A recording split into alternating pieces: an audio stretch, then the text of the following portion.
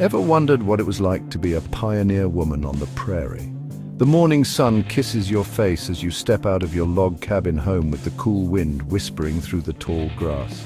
You hear the distant call of a coyote and the rustling of prairie chickens.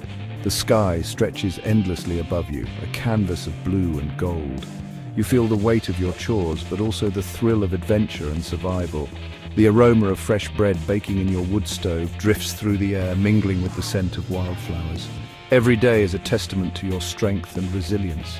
This is life on the American prairie, a simple yet extraordinary existence.